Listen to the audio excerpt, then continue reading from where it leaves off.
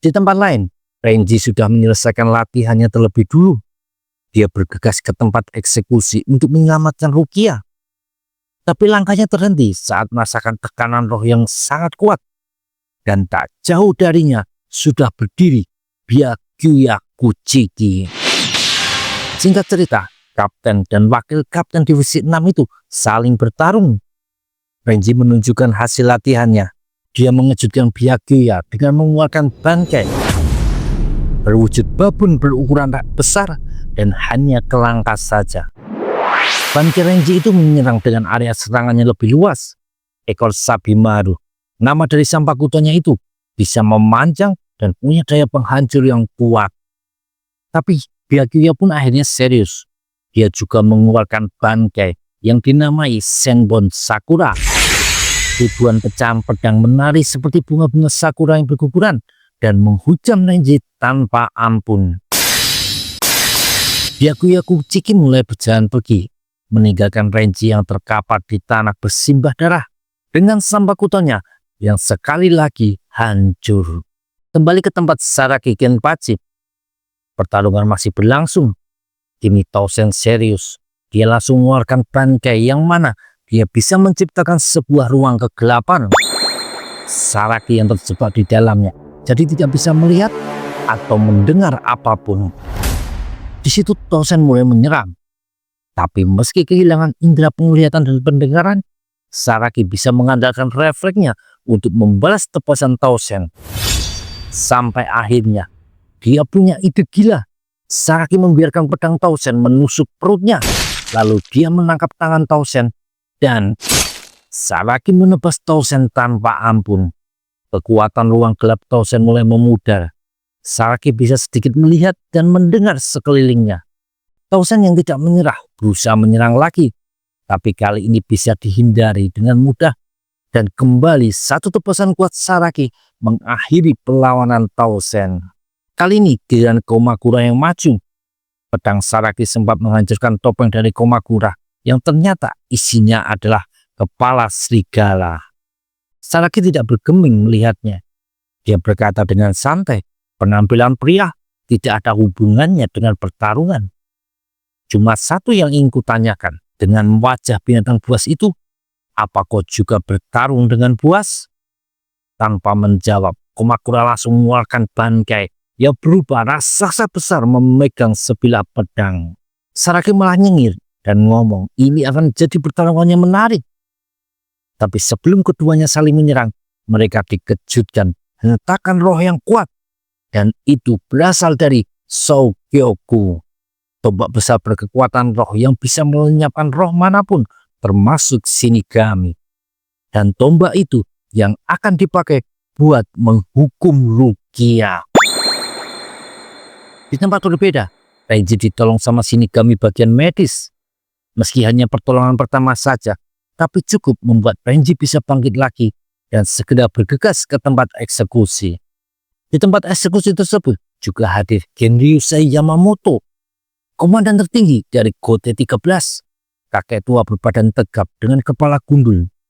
Kumis dan janggut panjang putih menghiasi mukanya. Dengan satu perintah darinya, segel Soukyoku dilepaskan dan tombak besar itu mulai bergerak, lalu berubah jadi gumpalan energi roh dan membentuk wujud seekor pinik besar menyala.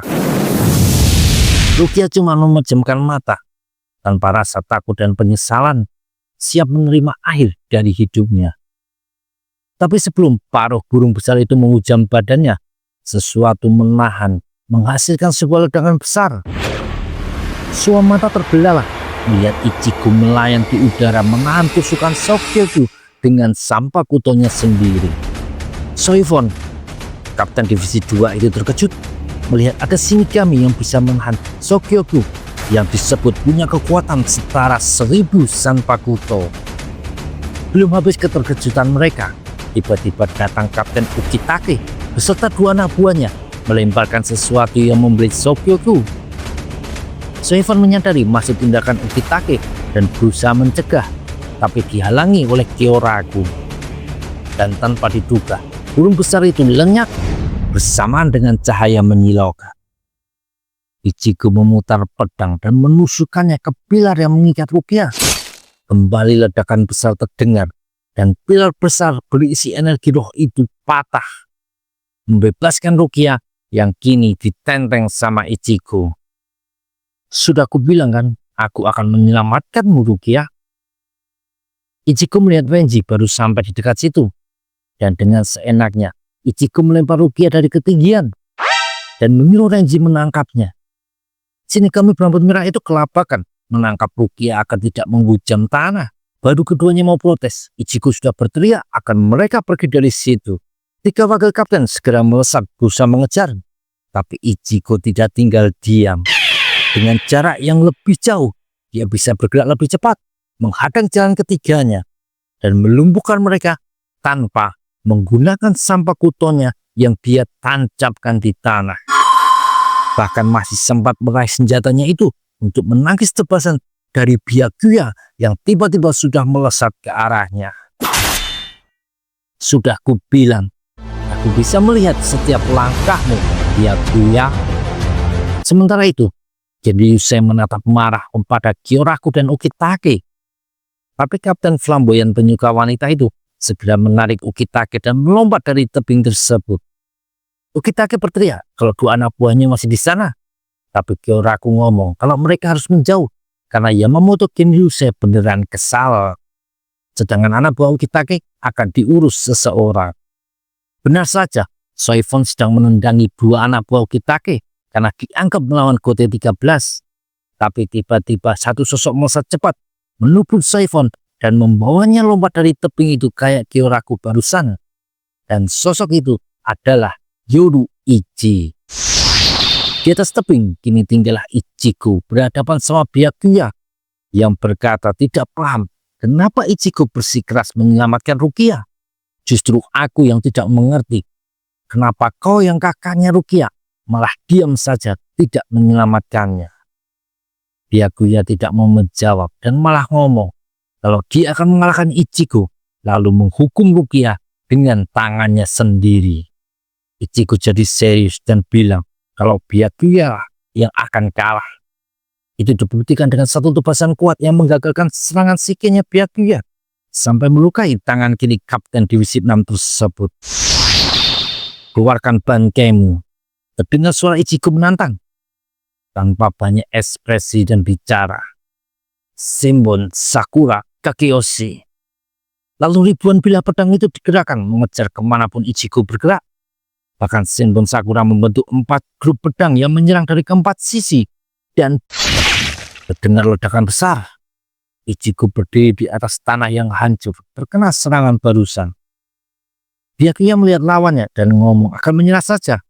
Tapi Ichigo tersenyum dan berkata, kalau kekuatan bangkai memang harus ditandingi dengan kekuatan yang sama. Terlihat kekuatan roh Ichigo meningkat drastis dan terdengar teriakan bangkai. Byakuya tidak percaya karena teknik bangkai tidak sembarangan bisa dikuasai. Rata-rata Shinigami yang berbakat pun butuh waktu 10 tahun untuk bisa menguasai jurus itu. Sedangkan Ichigo hanya orang yang kebetulan mendapatkan kekuatan Shinigami dari Rukia saja. Setelah ledakan dan asap yang mengepul, perlahan muncul sosok Ichigo. Sedikit berubah, kimononya jadi lebih slim fit, dan Sanpakutonya justru berwujud mirip katana pada umumnya, cuma berwarna hitam legam. Byakuya tidak percaya kalau itu bangkai, karena biasanya akan merubah Sanpakuto jadi berbeda dari bentuk pedang. Dia menggerakkan Senbon Sakura buat mengejar Ichigo, tapi dengan sekejap mata, Ichigo sudah berdiri persis di depan muka Byakuya dan menempelkan pedangnya di leher Kapten Shinigami itu. Namun Ichigo melompat mundur dan tersenyum.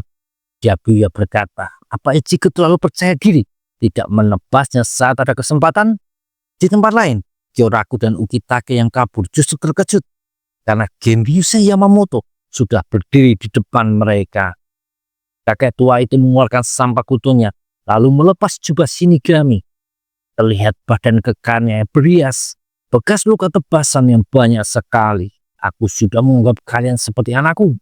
Tapi pelanggaran pada kode 13 ini tidak bisa dimaafkan. Dan dengan tegas, Genryusai mengeluarkan bangkai yang berbentuk kobaran api besar, menghiasi pedang dan juga mengelilingi badannya. Yoraku dan Ikitake tahu keadaan jadi serius. Mereka juga bersiap dengan bangkai mereka yang merubah Sanpakutonya jadi 2 pedang kembar. Di tempat berbeda, Soifon bisa mendesak Yoruichi sampai terluka. Dan di saat terdesak, Yoruichi mengeluarkan teknik pamungkasnya, membuat jubah luarnya terkoyak, dan di punggung ada Reiatsu atau kumpulan energi roh yang membentuk seperti sayap kupu-kupu. Lalu dengan mengangkat satu tangannya, sebuah ledakan besar tercipta, menghancurkan tanah di sekeliling Soifon, membuatnya pucat dan panik. Yoruichi menatap Soifon dan siap mengalahkan mantan juniornya ini. Di puncak tebing, Byakuya mengeluarkan teknik lain, Senbon Sakura Kakyoshi. Kali ini pedangnya tidak berbentuk seperti guguran bunga buah sakura, tapi benar-benar ribuan bilah pedang yang mengelilingi Ichigo. Dan dengan satu serangan dahsyat, Ichigo terduduk di tanah dengan banyak luka di badan dan beberapa bilah pedang bayangan menusuk punggungnya. Byakuya melangkah maju, mengangkat pedang dan bersiap menghabisi lawannya. Tapi dia terkejut pas Ichigo menangkap pedangnya dengan tangan kosong. Apalagi saat mendongak ke atas, muka Ichigo berubah dengan mata menghitam dan pupil menyala. Mulutnya lebar dan separuh wajahnya tertutup topeng hulu.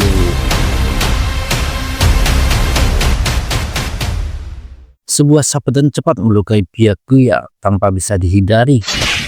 Ichigo bertopeng hulu itu nyengir dan bergumam sendiri kalau dia akan menunjukkan cara menggunakan bangkai. Dia mengayunkan pedang dari jarak jauh dan sebuah energi hitam keluar mengarah pada Byakuya. Tapi dalam sedetik juga Ichigo itu sudah berpindah ke sisi lain dan mengeluarkan jurus yang sama. 2 serangan dengan susah payah ditahan oleh Byakuya. Tapi dia tambah kaget pas Ichigo tiba-tiba sudah di belakangnya dan kembali berhasil melukai badan Byakuya. Namun tiba-tiba tangan kiri Ichigo terangkat dan memegang topeng hulu di wajahnya itu dengan erat. Terdengar perdebatan 2 orang, tapi berasal dari satu mulut saja. Dan akhirnya topeng itu hancur ditarik lepas dari wajah Ichigo. Sambil terengah-engah, Ichigo menatap ke arah Byakuya.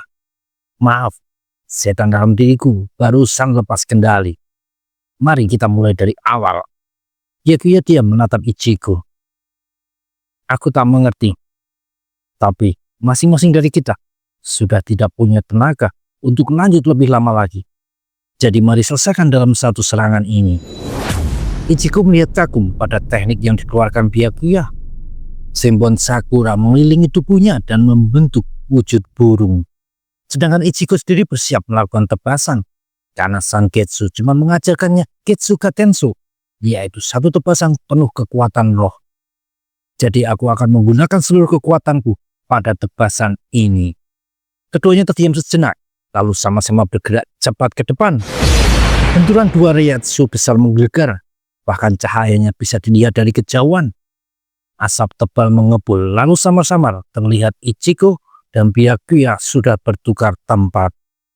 Punggung Ichigo tiba-tiba tersayat dan mengeluarkan banyak darah bertumpu pada Sanpakutonya. Ichigo mati-matian berusaha tetap berdiri. Sedangkan Byakuya dari bagian dadanya juga tiba-tiba menyemburkan banyak darah.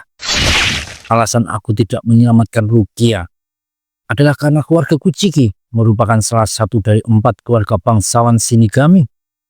Kalau kami tidak mematuhi aturan, siapa lagi yang akan melakukannya? Wajah Byakuya terlihat sendu. Sikapnya yang tidak menentang hukuman bagi Rukia bukanlah karena dia kejam, tapi itu keputusan di antara kehormatan keluarga dan juga tanggung jawab. Ichigo berbalik menghadap Byakuya. Kalau aku jadi kau, aku akan melawan peraturan itu. Byakuya sampai bengong mendengarnya. Dia jadi sadar selama ini Ichigo tidak melawan para Shinigami, termasuk dirinya. Yang dia lakukan hanyalah melawan aturan yang tidak sesuai dengan hatinya. Byakuya ambruk ke tanah dengan sebelumnya mengakui kemenangan Ichigo dan berkata tidak akan mengejar Rukia lagi. Pertempuran selesai, Ichigo berhasil menyelesaikan misinya, yaitu menyelamatkan Rukia dari hukuman mati. Setidaknya itu yang dia pikir. Di tempat lain, Kapten Divisi 10 Toshiro Hitsugaya bersama wakil kaptennya Rangiku Matsumoto justru sedang terperangas saat mendapati 46 anggota Dewan Gote 13 semuanya sudah mati terbunuh. Hitsugaya menyadari kalau semuanya sudah lama meninggal. Dia menganalisa cepat dan sadar kalau semua yang terjadi merupakan sebuah jebakan dari seseorang. Saat itulah ada Isuru Kira, wakil kapten divisi 3 yang berarti wakilnya Ichimaru Kin, berdiri di depan pintu lalu lari pergi. Hitsugaya dan Rangiku langsung mengejar, namun baru Hitsugaya mendekat, Kira malah ngomong, bukankah seharusnya Kapten Hitsugaya melindungi Hinamori? Kira ngomong kalau Hinamori sejak tadi selalu mengikuti Hitsugaya. Disitulah Kapten Divisi 10 itu menyadari bahaya yang mengancam Hinamori. Dia melesat balik arah dan menyuruh Rangiku mengurus Kira. Hinamori adalah teman dari Hitsugaya dan juga wakil dari Aizen, Kapten Divisi 5 yang belum lama ini ditemukan terbunuh. Dan benar saja, Hinamori sedang terperangah di dalam ruangan para dewan, menyaksikan ke-46 mayat yang bergelimpangan. Saat tiba-tiba muncul Ichimaru Kin dan juga Aizen Sosuke. Hinamori terkejut melihat kaptennya kembali hidup. Tapi tak disangka, justru hujaman pedang menembus tubuhnya. Selamat tinggal Hinamori, kata Aizen dengan tersenyum. Aizen dan Kin melangkah pergi saat datang Hitsugaya, yang sama seperti Hinamori, tak percaya kalau ada Aizen di depannya. Di situ Aizen langsung menjelaskan kalau semua ini memang rencananya, dan ngomong memang harus ada korban, termasuk Hinamori. Hitsugaya kaget dan segera berlari masuk. Matanya terbelalak tidak percaya melihat gadis mungil temannya itu terkapar bersimbah darah. Hitsugaya balik menghadap ke arah Aizen dan dengan wajah penuh kemarahan dia mengeluarkan bangkai. Pedang dan tubuh Kapten Hitsugaya diselimuti es yang berbentuk naga bersayap. Penuh kemarahan, Hitsugaya bersiap menyerang. Tapi Aizen tiba-tiba sudah berjalan melewatinya dan tebasan pedang telah melukai dada kanan Hitsugaya yang langsung menyemburkan darah dan menghancurkan naga es miliknya. Kapten Hitsugaya roboh dengan rasa tidak percaya bisa dikalahkan dengan mudah.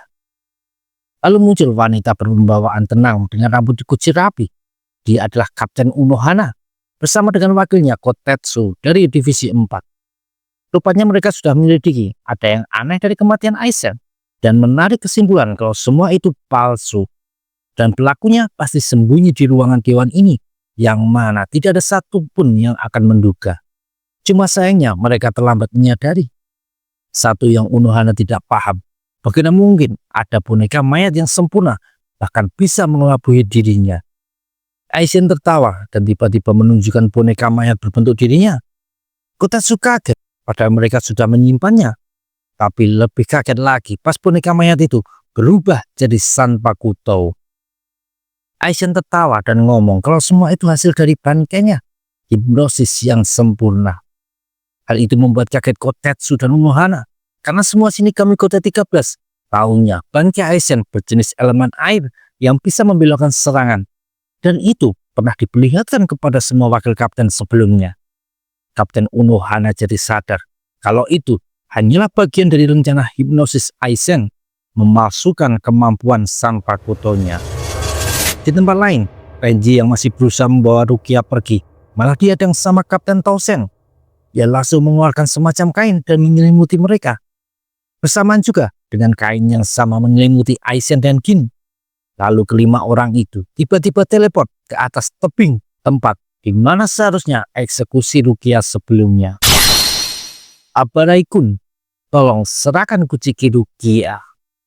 Sedangkan Kotetsu langsung melakukan beberapa segel yang digunakan untuk menghubungi setingkat para wakil kapten Gote 13 dan di atasnya. Juga pada rombongannya Ichigo. Di situ Kotetsu menyampaikan semuanya tentang rencana Aizen yang mengelabui Gote 13 hingga membuat seolah-olah dewan yang menyuruh memberikan eksekusi ke Rukia.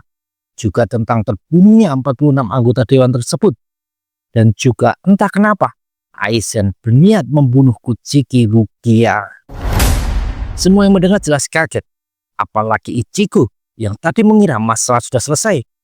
Sedangkan di atas tebing, Renji sudah kembali terluka karena berusaha melindungi Rukia agar tidak diambil sama Aizen.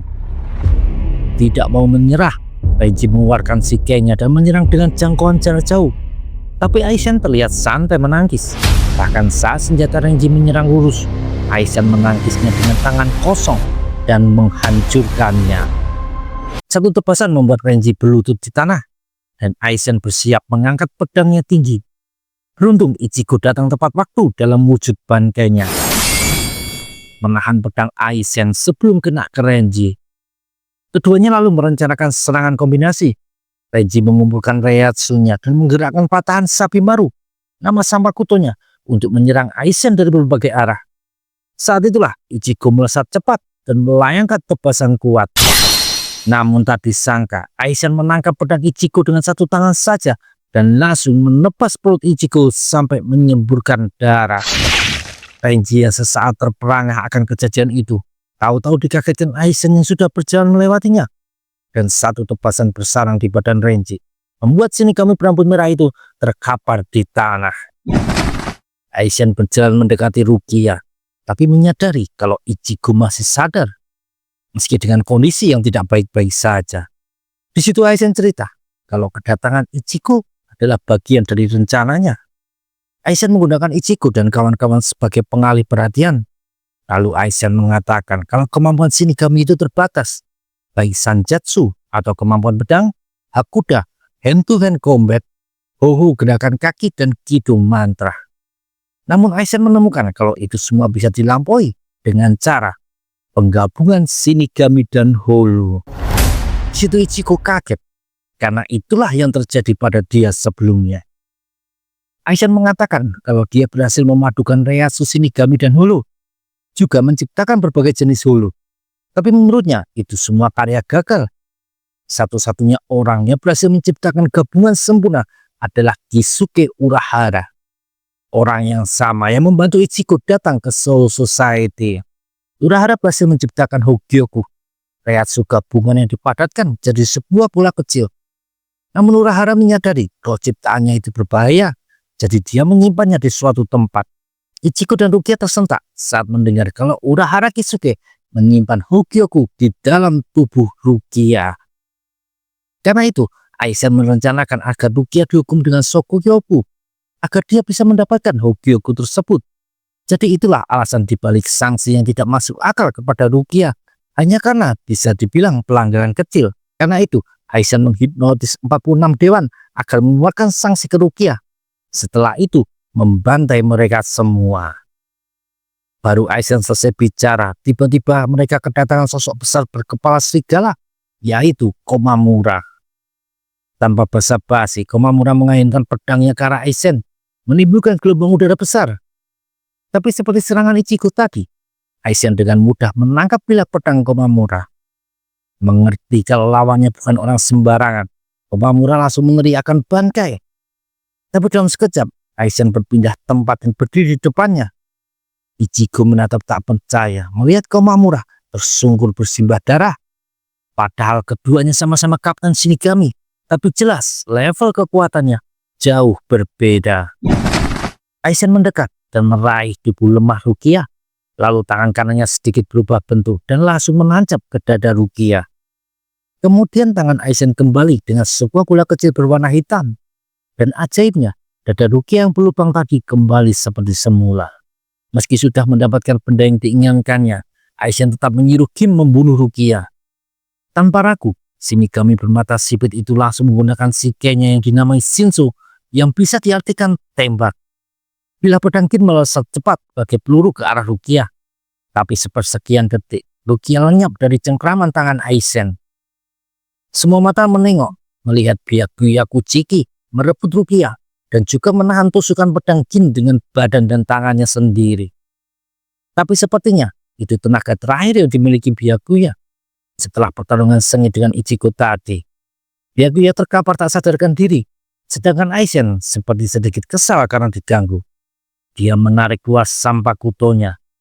Namun tahu-tahu Yoruichi dan Saifun muncul cepat kilat menahan tangan dan badan Aizen agar tidak mencabut senjata. Yoruichi juga menembakkan sebilah pedang di leher Aizen. Begitupun Gin, di lehernya sudah tertembak Sanbakuto milik Rangiku yang berdiri dari belakangnya. Sudah selesai, Aizen.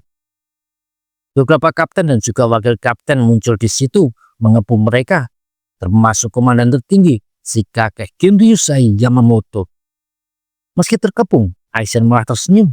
Dan tahu-tahu sebuah sinar menyala dari tubuh Aizen, membuat Yoruichi dan Soifon refleks meloncat menjauh. Sinar itu menembus langit, yang kemudian langitnya terbelah dan memunculkan Menos Grande. Holo besar dengan badan hitam dan muka mirip burung gagak. Bukan cuma satu, tapi ada beberapa. Muncul di langit seperti membuka jendela. Lalu dua sinar muncul dan mengenai Ichimaru, Gin, dan juga Tongzang. Genryusai berteriak, kalau jangan menyentuh sinar tersebut. Itu adalah cahaya dari Menos untuk menjemput kawanannya, berisi reaksi kuat dan membentuk dimensi lain dalam cahaya barusan.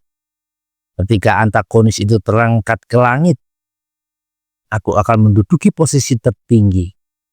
Selamat tinggal para Shinigami, juga para penyusup muda. Untuk ukuran manusia, kau cukup menarik juga. Sobekan di langit menutup seiring Aizen dan dua anak buahnya masuk ke dalam. Setelahnya semua langsung merawat para Shinigami yang terluka. Datang juga Kapten Unohana yang ternyata pimpinan bagian medis. Dia langsung menangani Byakuya yang terluka cukup parah. Di situ Byakuya memanggil Rukia mendekat. Dia lalu cerita tentang bagaimana Rukia diangkat jadi anggota keluarga Kuchiki karena mirip sama mendiang istri Byakuya.